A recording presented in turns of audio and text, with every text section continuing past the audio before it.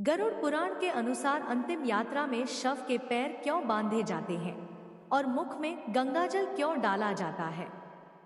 क्या आपने कभी सोचा है कि जब कोई व्यक्ति अंतिम सांसें लेता है तब उसके चारों ओर रहस्य का कैसा अद्भुत संसार जन्म लेता है? आज हम एक ऐसे विषय पर बात करने जा रहे हैं जो जीवन और मृत्यु के बीच की अनदेखी लेकिन अत्यंत महत्वपूर्ण कड़ी को उजागर करता है। जब एक जीवन अपनी अंतिम श्वासें ले रहा होता है तब उसके आसपास मानो रहस्य का एक आवरण छा जाता है। मृत्यु के निकट आने पर मनुष्य के मन और शरीर में क्या होता है? अंतिम क्षणों में उसे कौन से दिव्य या भयंकर दृश्य दिखाई देते हैं? मृत्यु के बाद शव के पैर क्यों बांध दिए जाते हैं और उसके मुख में गंगाजल क्यों डाला जाता है? मृत्यु के बाद शव यात्रा क्यों निकालते हैं और शव यात्रा में राम नाम सत्य है क्यों कहा जाता है? शव का दाह संस्कार करते समय उसके सिर पर डंडा क्यों मारा जाता है? ऐसे प्रश्न हमें सदा से विचलित और उत्सुक करते आए हैं। हिंदू धर्म के प्राचीन ग्रंथ गरुड़ पुराण में मृत्यु के समय और उसके बाद की अवस्थाओं का विस्तार से वर्णन मिलता है। यह पुराण मृत्यु के रहस्यों पर से पर्दा उठाते हुए बताता है कि मृत्यु मात्र जीवन का अंत नहीं बल्कि आत्मा की एक नई यात्रा का आरंभ है। जीवन और मृत्यु के इस चक्र को जानने से हमारा भय कम होता है और आध्यात्मिक दृष्टि से हमें शांति मिलती है। गरुड़ पुराण में मनुष्य के अंतिम समय आत्मा की यात्रा और अंतिम संस्कार की विधियों से जुड़े अनेक रहस्यमय पहलू बताए गए हैं। जब भी किसी अपने की मृत्यु होती है तो परिवार शोक में डूब जाता है, परंतु हमारे शास्त्र समझाते हैं कि मृत्यु अटल सत्य है जिसे हर जीव को अपनाना होता है। गरुड़ पुराण के अनुसार सही विधि विधान से किया गया अंतिम संस्कार आत्मा को सद्गति अर्थात मोक्ष दिलाने में सहायक होता है। आइए जानते हैं गरुड़ पुराण के अनुसार मृत्यु के बाद शव के साथ कौन से अंतिम संस्कार किए जाते हैं। प्रिय श्रोताओं, आपसे एक विनम्र निवेदन है, इस वीडियो को अंत तक अवश्य सुनें। हम यह जानकारी बहुत मेहनत से तैयार करते हैं, इसीलिए हमारी मेहनत के लिए एक लाइक जरूर करें, साथ ही चैनल को सब्सक्राइब अवश्य करें और कमेंट में जय श्री कृष्ण लिखना ना भूलें। तो चलिए शुरू करते हैं। श्रोताओं, मृत्यु निकट आने पर क्या होता है और कौन से संकेत मिलते हैं? गरुड़ पुराण के अनुसार जब मनुष्य की मृत्यु का समय निकट आता है तो उसे पहले से कुछ अलौकिक संकेत मिलने लगते हैं। प्राणी का मन अचानक अस्थिर हो जाता है और उसे अपने जीवन भर के सभी अच्छे बुरे कर्म स्मरण होने लगते हैं। अक्सर मन अनचाहे बुरी यादों को दोहराने लगता है। ऐसा लगता है मानो किए गए पाप और पुण्य आंखों के सामने घूमने लगते हैं। यह आत्मावलोकन एक तरह से आत्मा को आगामी यात्रा के लिए तैयार करने का प्रकृति जन्य उपाय है। मृत्यु निकट होने पर कुछ लोगों को रहस्यमय द्वार या ज्योति में प्रकाश दिखाई देने लगता है। गरुड़ पुराण में वर्णित है कि कई बार मरने से पहले व्यक्ति को मानो एक दिव्य द्वार दिखता है। किसी को अग्नि की लपटें दिख सकती हैं, तो किसी को तेज प्रकाश का अनुभव होता है। यह संकेत है कि भौतिक दुनिया से आत्मा का संबंध टूटकर एक अन्य लोक के द्वार पर पहुंच रहा है। इसी दौरान व्यक्ति के हाथों की रेखाएं भी फीकी पड़ने लगती हैं या कई बार बिल्कुल गायब हो जाती हैं। इसे भी निकट मृत्यु का शारीरिक संकेत माना गया है। मरने से ठीक पहले जब लगभग एक पहर का समय शेष रहता है तो यमराज के दूतों का आभास होना शुरू हो जाता है। गरुड़ पुराण के अनुसार उस व्यक्ति को ऐसा प्रतीत होता है जैसे कोई अदृश्य नकारात्मक शक्ति या यमदूत उसके आसपास हैं, जो उसे अपने साथ ले जाने को तैयार खड़े हैं। यदि व्यक्ति ने जीवन में अधर्म या पाप अधिक किए हो तो यमदूत भयावह रूप में उसके निकट आने की अनुभूति होती है, जिससे वह घबरा भी सकता है। इसके विपरीत जिन लोगों ने शुभ कर्म किए हो उनके अंत समय में यह अनुभव अपेक्षाकृत शांति में हो सकते हैं। उन्हें दिव्य शक्तियों या ईश्वर के प्रकाश का एहसास हो सकता है। मृत्यु से कुछ दिन पूर्व सपने में पूर्वजों का दिखाई देना भी एक संकेत माना गया है। गरुड़ पुराण के मुताबिक जिनकी मृत्यु निकट होती है उन्हें अक्सर स्वप्न में अपने दिवंगत पूर्वज या निकटवर्ती आत्मीय दिखाई देने लगते हैं।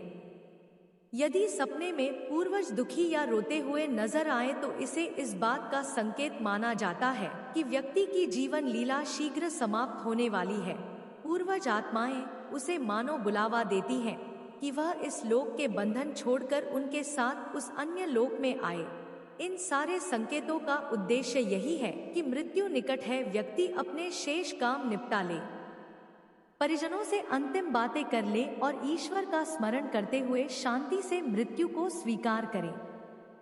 यह रहस्यमय अनुभव आत्मा को आगामी यात्रा का पूर्वाभास कराते हैं, जिससे वह संसार के मोह से धीरे धीरे विमुक्त होने लगती है। परिजनों के लिए भी यह संकेत महत्वपूर्ण होते हैं। वे समझ सकते हैं कि शायद अंत समय निकट है, इसलिए वे भी मानसिक रूप से तैयार हो सके और मृत्यु के क्षण को आध्यात्मिक स्वीकार्यता के साथ संकल्पित कर सके। मृत्यु के समय उसे क्या दिखाई देता है? जब वास्तविक मृत्यु का क्षण आता है तब आत्मा देह त्यागने की तैयारी में होती है। गरुड़ पुराण में उल्लेख मिलता है कि अंतिम श्वासों के समय अक्सर मनुष्य अद्भुत दृश्य देखता है। जिनके जीवन में पुण्य की प्रधानता रही हो उन्हें उस क्षण एक तेज रोशनी या ईश्वर का दिव्य रूप दिखाई दे सकता है। ऐसे लोग प्रकाशमान मार्ग देखते हुए शांति का अनुभव करते हैं, मानो कोई दैवीय शक्ति उन्हें अपने आलोक से मार्गदर्शन दे रही हो। कई आध्यात्मिक लोगों ने मृत्यु के निकट अनुभव में एक सुरंग जैसे प्रकाश पथ की अनुभूति होने की बात कही है। यह आत्मा का शरीर से बाहर निकलकर परमात्मा की ओर अग्रसर होने को द्योतक माना जाता है। दूसरी ओर यदि व्यक्ति ने जीवन में पाप कर्म अधिक किए हो तो मृत्यु के वक्त उसके सामने यमदूतों का भयावह दृश्य प्रकट होता है। शास्त्रों के अनुसार यमराज के दूत मरते हुए पापी को अपने साथ यमलोक ले जाने के लिए उपस्थित हो जाते हैं। मरते समय ऐसे व्यक्ति को सचमुच ये दिखने लगता है कि काले भयानक स्वरूप वाले यमदूत उसके पास आ रहे हैं।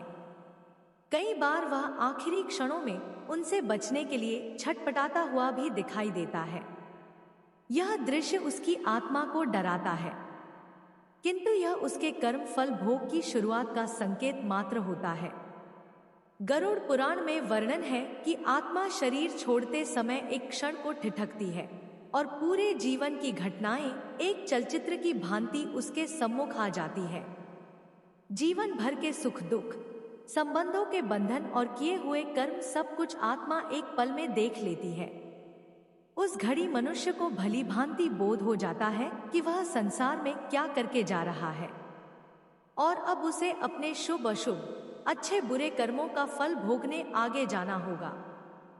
यह चेतना कई बार कुछ क्षणों के लिए व्यक्ति के चेहरे पर दिखाई भी देती है, कभी संतोष तो कभी पश्चाताप के भाव के रूप में। आखिरी क्षण में यदि आसपास भक्तिमय वातावरण हो तो आत्मा को शांति मिलती है। इसलिए हिंदू परिवारों में मृत्यु के समय व्यक्ति के कान में राम नाम या भगवान का नाम बोला जाता है और गंगाजल तुलसी दल दिए जाते हैं। कहते हैं कि अंत समय में भगवान का स्मरण आत्मा को परम ज्योति की ओर ले जाता है, जिससे मृत्यु का दर्दनाक दृश्य भी मधुर साहचर्य में बदल सकता है। जो व्यक्ति अंतिम समय में श्रद्धा पूर्वक भगवान विष्णु या शिवजी का नाम लेता है उसे मोक्ष की प्राप्ति होती है। गरुड़ पुराण में यह स्पष्ट कहा गया है। इस प्रकार मृत्यु के क्षण में दिखाई देने वाले दृश्य व्यक्ति के जीवन के अनुसार भिन्न हो सकते हैं, परंतु ईश्वर स्मरण उस पल को उजास और शांति से भरने में सक्षम है। मृत्यु के बाद अंतिम संस्कार की तैयारी कैसे की जाती है? मृत्यु होने पर शरीर पंच तत्व में लौटने की प्रक्रिया शुरू कर देता है। गरुड़ पुराण के अनुसार शरीर 5 तत्व पृथ्वी, जल, अग्नि, वायु और आकाश से बना है। इसलिए मृत्यु के बाद इसे अग्नि को अर्पित कर इन तत्वों में विलीन करना चाहिए। अंतिम संस्कार की तैयारी इसी सिद्धांत को ध्यान में रखकर की जाती है ताकि आत्मा को सद्गति मिल सके। जैसे ही किसी की मृत्यु होती है तब सबसे पहले शव को सम्मान पूर्वक जमीन पर लिटा दिया जाता है। शास्त्रानुसार सिर को दक्षिण दिशा की ओर रखना उचित माना गया है, क्योंकि दक्षिण दिशा यम की दिशा है। शरीर को समतल भूमि पर इस प्रकार रखना चाहिए कि वह शांति से सीधा रहे। परंपरा के अनुसार मृतक के शरीर को साफ किया जाता है। यदि संभव हो तो स्नान कराया जाता है या गंगाजल छिड़ककर शुद्ध किया जाता है। उसके बाद शव को सुंदर नए वस्त्र पहनाए जाते हैं और चंदन का लेप व पुष्पमाला आदि से सुशोभित किया जाता है। पुराणों के निर्देशानुसार कभी भी शव को नग्न अवस्था में नहीं ले जाना चाहिए, इसलिए शव को पूरी तरह कपड़े से ढकना चाहिए और फिर उस पर पुष्प, चंदन इत्यादि अर्पित किए जाते हैं।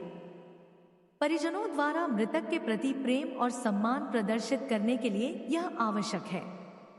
वस्त्र पहना हुआ सुगंधित चंदन और फूलों से सजा पार्थिव शरीर दर्शाता है कि परिवारजन मृतक के प्रति श्रद्धा व्यक्त कर रहे हैं और उसकी अंतिम यात्रा को पवित्र व सम्मानजनक बना रहे हैं। शव के पास एक घी का दीपक जलाकर रखा जाता है और सुगंध हेतु अगरबत्ती जलाई जाती है। माना जाता है कि दिए की पवित्र अग्नि आत्मा के मार्ग को प्रकाशमान करती है और वातावरण को सकारात्मक रखती है, जिससे अशुभ शक्तियां पास नहीं आती। इसके साथ ही गरुड़ पुराण का पाठ आरंभ कर दिया जाता है, जो मृत्यु के बाद 13 दिनों तक चलने वाली एक परंपरा है। गरुड़ पुराण के श्रवण से आत्मा को यह बोध कराने में मदद मिलती है कि अब उसका इस शरीर से मोह छोड़कर आगे बढ़ना है। यह पाठ मृतक की आत्मा की शांति के लिए और परिवार को आध्यात्मिक ज्ञान देने के लिए किया जाता है। इसके बाद अंतिम यात्रा अर्थात शव यात्रा की तैयारी होती है। परिवार के पुरुष आम तौर पर अपने कंधों पर शव को उठाने के लिए आगे आते हैं। शास्त्रों में पुत्र को पिता या माता के शव को कंधा देने का विशेष पुण्य बताया गया है। गरुड़ पुराण के अनुसार जो पुत्र अपने माता पिता के शव को कंधे पर उठाकर ले जाता है, उसे प्रतिपद कदम अश्वमेध यज्ञ के फल के समान पुण्य प्राप्त होता है। आता परिजन मिलकर अर्थी बांस की बनी पालकी तैयार करते हैं। शव को सफेद कपड़े में लपेटकर अर्थी पर इस प्रकार रखा जाता है कि उसका सिर पीछे और पैर आगे रहे। यह भी एक सांकेतिक नियम है। जैसे नवजात शिशु को जन्म के समय घर के अंदर सिर पहले लाया जाता है, उसी तरह मृतक को घर से बाहर पैर पहले निकालते हैं, क्योंकि अब वह इस संसार से विदा हो रहा है। 4 व्यक्ति अर्थी को चारों कोनों से अपने कंधे पर उठाते हैं, जो चारों दिशाओं के प्रतिनिधि भी माने जा सकते हैं। इस प्रकार पूरे सम्मान के साथ मृतक की अंतिम यात्रा शुरू की जाती है। अर्थी को उठाकर घर से श्मशान तक ले जाने की प्रक्रिया में भी कुछ विधान है। हिंदू रीति में श्मशान ले जाते समय मार्ग में कभी कभी अर्थी को जमीन पर विराम देकर जल छिड़कते हैं। इसे विश्राम देना कहते हैं, जिससे किसी ऊर्जात्मक असंतुलन को संतुलित किया जा सके। श्मशान पहुंचकर पहले से साफ की हुई भूमि पर चिता सजाई जाती है। चिता के लिए सुधा, सूखी लकड़ियां, आम, चंदन, पीपल आदि सावधानी पूर्वक बिछाई जाती हैं और उन पर शव को रखा जाता है। परिवार के सदस्य चिता पर शव के आसपास परिक्रमा करते हैं और मृतक के लिए प्रार्थना करते हैं कि उसकी आत्मा को शांति मिले। इसके बाद मुखाग्नि देने की क्रिया की जाती है, जिसमें परिवार का मुख्य पात्र जैसे ज्येष्ठ पुत्र पवित्र अग्नि को चिता में प्रज्वलित करता है। मृत्यु के बाद शव को अकेला क्यों नहीं छोड़ा जाता? हिंदू परंपरा में देखा जाता है कि मृत्यु के बाद शव के पास हमेशा कोई ना कोई मौजूद रहता है, उसे कभी एकांत में नहीं छोड़ा जाता। गरुड़ पुराण सहित कई धार्मिक ग्रंथों में इसके पीछे आध्यात्मिक और व्यावहारिक दोनों कारण बताए गए हैं। एक मुख्य कारण है रक्षात्मक उपाय। यदि शव को अकेला छोड़ दिया जाए तो आसपास मौजूद जंगली जानवर या कीड़े मकोड़े उस शरीर को हानि पहुंचा सकते हैं। विशेषकर रात के समय यदि शव निर्जन पड़ा रहे तो चींटियों, चूहों या अन्य जीवों से शरीर को क्षति हो सकती है, जो मृतक के प्रति अनादर होगा। इसलिए कोई व्यक्ति शव की रखवाली के लिए सतत मौजूद रहता है ताकि अंतिम संस्कार होने तक शरीर सुरक्षित रहे। दूसरा बड़ा कारण अदैविक शक्तियों से रक्षा है। यह माना जाता है कि जब शरीर प्राण त्याग देता है तो आसपास भटक रही नकारात्मक ऊर्जाएं या पिशाच आदि उस खाली पड़े शरीर में प्रवेश करने की चेष्टा कर सकते हैं। विशेषकर रात्रि के अंधेरे में इन अशुभ शक्तियों का प्रकोप बढ़ जाता है। यदि किसी बुरी आत्मा ने मृत शरीर में प्रवेश कर लिया तो वह न केवल मृत आत्मा को कष्ट दे सकती है बल्कि जीवित परिवारजनों के लिए भी संकट खड़ा हो सकता है। इसलिए पुरोहित या परिवारजन किसी न किसी को शव के पास पहरा देने के लिए रखते हैं। साथ ही पास में दीपक जलाकर उजाला रखा जाता है और पवित्र मंत्रोच्चारण या भजन आदि भी होते रहते हैं। उजाले और मंत्रों से नकारात्मक शक्तियां दूर रहती हैं, ऐसा शास्त्रों में उल्लेख है। तीसरा और सबसे भावुक पक्ष है मृत आत्मा का अपने शरीर और परिजनों से मोह। गरुड़ पुराण के अनुसार मृत्यु के पश्चात भी आत्मा कुछ समय तक अपने भौतिक शरीर और परिवार के आसपास तब तक मंडराती रहती है जब तक दाह संस्कार नहीं हो जाता। आत्मा का उस शरीर से सूक्ष्म जुड़ाव बना रहता है। वह अपने परिजनों को देख रही होती है और उनके शोक को महसूस भी कर सकती है। ऐसी स्थिति में यदि शव को एकदम अकेला छोड़ दिया जाए तो आत्मा स्वयं को अधिक असहाय और उदास महसूस कर सकती है, क्योंकि उसे लगेगा कि उसके अपने उसे छोड़कर चले गए। अतः परिजन बारी बारी से रात भर शव के पास रुकते हैं।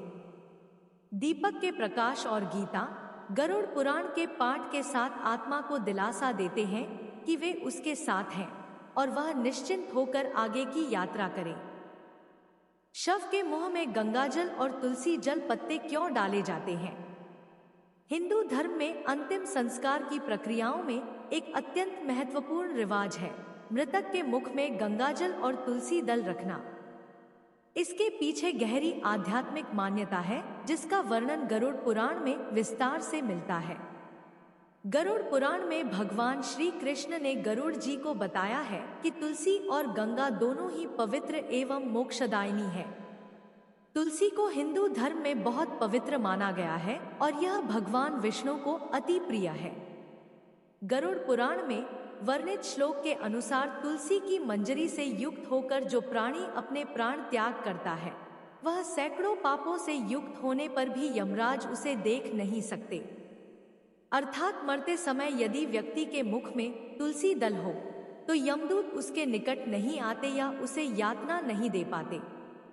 एक अन्य श्लोक में कहा गया है कि तुलसी के दल को मुख में रखकर तिल और कुश के आसन पर मरने वाला व्यक्ति पुत्रहीन हो तो भी निश्चय ही विष्णुपुरी वैकुंठ को जाता है। शव के पैर क्यों बांध दिए जाते हैं? किसी व्यक्ति की मृत्यु के उपरांत आप देखेंगे कि उसके दोनों पैरों के अंगूठों को कपड़े या रस्सी से आपस में बांध दिया जाता है। यह कर्म सिर्फ शारीरिक व्यवस्था के लिए ही नहीं बल्कि एक गहरे आध्यात्मिक कारण से भी किया जाता है। व्यवहारिक दृष्टि से देखें तो मृत्यु के बाद शरीर में आकस्मिक हरकत या अकड़न होने लगती है जिससे हाथ पैर इधर उधर फैल सकते हैं। पैरों के अंगूठे बांध देने से शव का शरीर सीधा रहता है और असहज मुद्रा में विचलित नहीं होता। परंतु आध्यात्मिक दृष्टिकोण से यह क्रिया और भी अधिक महत्व रखती है। योग और तंत्र की अवधारणाओं के अनुसार मनुष्य शरीर में मूलाधार चक्र सबसे निचले हिस्से में स्थित होता है। मूलाधार चक्र जीवन ऊर्जा का प्रवेश द्वार भी माना जाता है क्योंकि भ्रूण अवस्था में यहीं से जीवन की ऊर्जा शरीर में प्रवेश करती है। जब व्यक्ति की मृत्यु होती है तो यही मूलाधार अंतिम भाग होता है जहां तक शरीर में ऊष्मा गर्माहट रहती है। बाकी शरीर ठंडा पड़ने लगता है, पर कुछ समय तक मूलाधार क्षेत्र गर्म रह सकता है। आध्यात्मिक गुरुओं के अनुसार मृत्यु के बाद भी कुछ आत्माएं चेतना के अभाव में अपनी मृत्यु को तुरंत स्वीकार नहीं कर पाती और शरीर को छोड़ने के बाद फिर उसी में लौटने की चेष्टा करती हैं। विशेषकर यदि शरीर के किसी द्वार से फिर से प्रवेश संभव हो तो भटकी हुई आत्मा या कोई अन्य नकारात्मक प्राणी, पिशाच आदि उस मृत शरीर में दोबारा घुसने का प्रयास कर सकता है। शरीर में प्रवेश के ऐसे खुले द्वारों में मूलाधार प्रमुख है। शव को अर्थी पर क्यों ले जाया जाता है? अर्थी या शव यात्रा की पालकी पर शव को ले जाना हिंदू अंतिम संस्कार परंपरा का अभिन्न अंग है। इसका धार्मिक, सांस्कृतिक और व्यावहारिक तीनों तरह का महत्व है। सबसे पहले व्यावहारिक कारण देखें तो अर्थी आमतौर पर बांस की बनी होती है। शव को एक स्थान से दूसरे स्थान, घर से श्मशान तक ले जाने का सुविधाजनक माध्यम है। इससे शरीर को उचित सहारा मिलता है और कई लोग मिलकर आसानी से उठा सकते हैं। लेकिन इससे परे इसके पीछे गहरी भावनात्मक भावना भी है। परिजन अपने कंधों पर उठाकर मृतक को उसकी अंतिम यात्रा पर ले जाते हैं, जो प्रेम और सम्मान का प्रतीक है। अपने प्रियजन को स्वयं कंधा देकर ले जाना दर्शाता है कि अंतिम समय में भी हम उनका साथ नहीं छोड़ते, उन्हें आदरपूर्वक विदा करने का कर्तव्य निभाते हैं। राम नाम सत्य है क्यों कहा जाता है? जब किसी की शव यात्रा निकलती है तो आगे आगे लोग जोर से बोलते हैं, राम नाम सत्य है। इस वाक्य के उच्चारण का गहरा अर्थ है, भगवान का नाम ही सत्य है, बाकी सब जगत मिथ्या है। इसे अंतिम यात्रा में कहने के पीछे दार्शनिक और व्यावहारिक दोनों उद्देश्य हैं। प्रथम दृष्टि में तो यह मृतक के लिए प्रार्थना सा लगता है, परंतु वास्तव में गरुड़ पुराण और अन्य धर्म ग्रंथों की भावना अनुसार यह मृत आत्मा के लिए उतना नहीं जितना साथ चल रहे जीवित परिजनों व समाज के लिए होता है। जब परिजन राम नाम सत्य है बोलते हैं तो वे स्वयं को और एक दूसरे को यह याद दिला रहे होते हैं कि संसार में अंततः केवल परमात्मा राम का नाम ही शाश्वत सत्य है। अभी जो प्रियजन हमारे साथ था उसका नश्वर शरीर भी अब साथ नहीं है। उसके साथ यदि कुछ जा रहा है तो वह है भगवान का नाम। बाकी धन संपत्ति रिश्ते यहीं छूट गए हैं। यह उद्घोष साथ चल रहे लोगों को वैराग्य और सत्य का बोध कराता है कि जैसे यह शरीर राम के नाम के सिवा कुछ भी साथ नहीं ले जा रहा, वैसे ही अंततः हम सबको भी एक दिन खाली हाथ ही जाना है। मोह माया में बंद कर जो हम जीवित रहते हुए भटकते हैं वह निष्प्रयोजन है, क्योंकि अंततः भगवान का नाम ही आत्मा के साथ जाता है और वही मोक्ष का मार्ग है। गरुड़ पुराण के अनुसार भी जीवन मृत्यु के चक्र में परमात्मा नाम का स्मरण ही आत्मा को परम गति दिलाता है। अंतिम क्षणों में ईश्वर का नाम लेने से या उनके चरणों का ध्यान करने से आत्मा आवागमन के बंधन से छूट सकती है।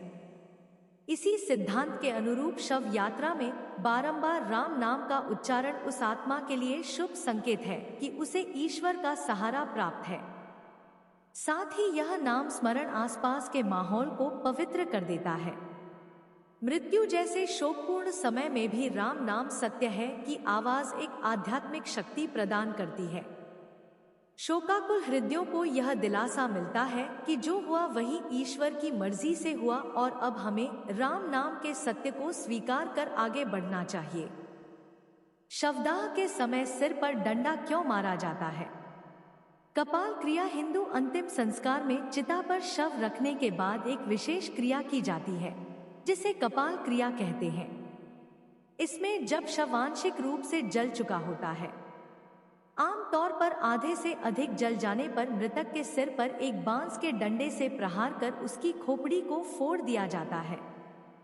प्रायः यह क्रिया मुखाग्नि देने वाले मुख्य व्यक्ति, पुत्र आदि द्वारा या किसी पारंगत डोम द्वारा की जाती है। 3 बार डंडा मारकर खोपड़ी को चटकाने की परंपरा है। यह सुनने में क्रूर लग सकता है, पर इसके पीछे अत्यंत महत्वपूर्ण कारण है जिन्हें गरुड़ पुराण और धर्म शास्त्रों में समझाया गया है। मानव कपाल खोपड़ी बहुत कठोर होती है और शरीर का यह ऊपरी भाग चिता की अग्नि में सबसे अंत में जलता है। शास्त्रों में वर्णित है कि सिर का ठोस भाग मुखाग्नि के बाद भी पूरी तरह नहीं जल पाता। यदि खोपड़ी साबुत रह जाए तो पूरा दाह संस्कार अधूरा माना जाता है। इसलिए परंपरा बनी कि आवश्यक होने पर सिर को तोड़ दिया जाए ताकि वह अंदर तक जल सके। जब डंडे से प्रहार कर खोपड़ी में दरार कर दी जाती है तो वहां घी डाला जाता है, जिससे वह भाग तीव्र अग्नि से भस्म हो जाता है। घी की आहुति से आग तेजी से भीतर तक फैलती है और सिर का हिस्सा भी पुनः जल जाता है। इस प्रकार डंडा मारने का व्यवहारिक कारण यह है कि शरीर के सबसे मजबूत हिस्से को भी अग्नि दहन के लिए खोल देना, जिससे अंत में केवल राख बचे और शरीर के अवशेष ना रहे। धर्मशास्त्रों में कपाल सिर को मोक्ष का द्वार माना गया है। योग शास्त्र में मानव शरीर के 10 मुख्य द्वार बताए गए हैं। 9 शारीरिक छिद्र और 10वां ब्रह्मरंध्र या सिर का शीर्ष। मान्यता है कि यदि आत्मा शरीर छोड़ते समय इस ब्रह्मरंध्र से निकलती है तो उसे मोक्ष मिलता है। इसे कपाल मोक्ष कहा गया है। कई उच्च साधना वाले योगी अपने जीवन काल में ही ब्रह्मरंध्र खोल लेते हैं ताकि मरते समय वहीं से प्राण निकले और उन्हें मुक्ति मिले। सामान्य जन की खोपड़ी प्रायः बंद ही रहती है। इसलिए गरुड़ पुराण निर्देश देता है कि चाहे शव आधा जला हो या पूरा, गृहस्थ के शव की खोपड़ी लकड़ी के डंडे से अवश्य फोड़ देनी चाहिए। यह मृतक के लिए मोक्ष का द्वार साक्षात खोल देने जैसी क्रिया है। सिर खुल जाने से आत्मा का शरीर से अंतिम बंधन भी टूट जाता है और उसकी यात्रा निर्बाध जारी रहती है। धार्मिक रूप से इसे ऐसे भी कहा जाता है कि कपाल क्रिया के द्वारा मृतक के लिए मोक्ष के द्वार खोले जाते हैं। कुछ मान्यताओं के अनुसार यदि किसी व्यक्ति की खोपड़ी बिना फटे या बिना जली रह जाए तो कुछ बुरी शक्तियां या तांत्रिक उस अधमुक्त आत्मा का दुरुपयोग कर सकते हैं। हमारे पूर्वजों का मत था कि अचड़ी खोपड़ी तंत्र साधना में काम आ सकती है, इसलिए उसे पूरी तरह नष्ट करना जरूरी है। गरुड़ पुराण में भी संकेत मिलता है कि जब तक शरीर पूरी तरह भस्म ना हो जाए, आत्मा पुनर्ता मुक्त नहीं होती और भटक सकती है। तंत्र विद्या करने वाले लोग कभी कभी शव की बची हुई हड्डियों या आत्मा को वश में करने का प्रयास करते हैं। यदि सिर साबुत रहा तो उसमें निवास करती अर्धचेतन आत्मा को वे सिद्धि के लिए बंदी बना सकते हैं, ऐसा बताया जाता है। इसी से बचने के लिए सिर को खंडित कर दिया जाता है ताकि आत्मा शरीर से मुक्त हो जाए और खोपड़ी किसी तांत्रिक प्रयोग के लायक भी ना रहे। जब खोपड़ी खंडित हो जाएगी तो वह तांत्रिकों के काम की नहीं रहेगी। इन कारणों के परिप्रेक्ष्य में देखें तो कपाल क्रिया एक अनिवार्य प्रक्रिया है। धार्मिक दृष्टि से यह अंतिम संस्कार का ही एक चरण है और 16 संस्कारों में सम्मिलित है। माना जाता है कि कपाल क्रिया पूरी होने पर ही आत्मा को शांति मिलती है और पूर्वज भी प्रसन्न होते हैं, जिससे वंश पर कोई संकट या पितृदोष नहीं आता। यही वजह है कि कपाल क्रिया के बिना कोई भी हिंदू अंतिम संस्कार पूर्ण नहीं माना जाता। जब डंडे के 3 प्रहारों के साथ खोपड़ी चटक जाती है और अग्नि तेज लपट के साथ उसे भस्म कर देती है तो उपस्थित परिजनों के हृदय में भी एक विश्वास जागता है कि अब हमने अपने प्रियजन का अंतिम संस्कार पूर्ण कर दिया है। आत्मा अब बंधन मुक्त होकर परमात्मा की ओर जा सकती है। गरुड़ पुराण में वर्णित यही आशय है कि सिर फटने के साथ ही आत्मा का पृथ्वी से अंतिम संबंध समाप्त हो जाता है और वह अपनी गति को प्राप्त होती है। अंततः शव के सिर पर डंडा मारना सुनने में कठोर जरूर है, लेकिन यह मुक्ति का ही एक रूप है। यह हमें सिखाता है कि मृत्यु के बाद शरीर से आसक्ति खत्म कर देनी चाहिए। सिर रूपी घड़ा फोड़कर हम माया के बंधन को तोड़ देते हैं। ठीक वैसे ही जैसे अंतिम संस्कार के बाद घर लौटते समय मिट्टी का घड़ा फोड़ा जाता है ताकि कोई बंधन शेष ना रहे। संकेत है कि अब तुम्हें पुनः आगे बढ़ना है। यह शरीर और संसार छूट चुका है। इसलिए हिंदू धर्म में यह कर्मकांड अत्यंत महत्वपूर्ण माना गया है और सदियों से इसका पालन हो रहा है। इस प्रकार गरुड़ पुराण के आलोक में मत्स्य से जड़े प्रत्येक प्रश्न का उत्तर हमें जीवन और आत्मा के गहन सत्य से परिचित कराता है। मृत्यु के निकट समय में मिलने वाले संकेत हमें शुभ कर्मों के लिए सचेत करते हैं। अंतिम क्षणों के दर्शन हमें ईश्वर की याद दिलाते हैं। मृत्यु के बाद की हर रस्म, चाहे शव को स्नान कराना, तुलसी और गंगाजल देना, पैर बांधना, अर्थी पर ले जाना, राम नाम सत्य कहना या कपाल क्रिया करना, सभी आत्मा की शांति और मोक्ष के मार्ग में सहायक मानी गई है। इन प्रथाओं में विज्ञान, भावना और आध्यात्म का अद्भुत मेल है। एक और यह मृतक के प्रति हमारी श्रद्धा प्रकट करती है, वहीं दूसरी ओर जीवित लोगों को भी गहन आध्यात्मिक शिक्षा देती है। गरुड़ पुराण का संदेश स्पष्ट है कि जो जन्मा है वह मरेगा ही, लेकिन मरना अंत नहीं बल्कि नई यात्रा की शुरुआत है। आत्मा अजर अमर है और कर्मों के अनुसार नई योनियों में गमन करती है, जब तक मोक्ष रूपी अंतिम सत्य को प्राप्त ना कर ले। मृत्यु एक अनिवार्य सत्य है, पर इन धार्मिक प्रक्रियाओं को समझने से हमारा भय कम होता है और हम जीवन को और भी अर्थपूर्ण ढंग से जीने की प्रेरणा पाते हैं। तो इस प्रकार से गरुड़ पुराण में मृत्यु के बाद के अंतिम संस्कार का रहस्य बताया गया है। हर हर महादेव। अगर वीडियो पसंद आई तो हमारे चैनल को सब्सक्राइब करें। धन्यवाद। राधे राधे।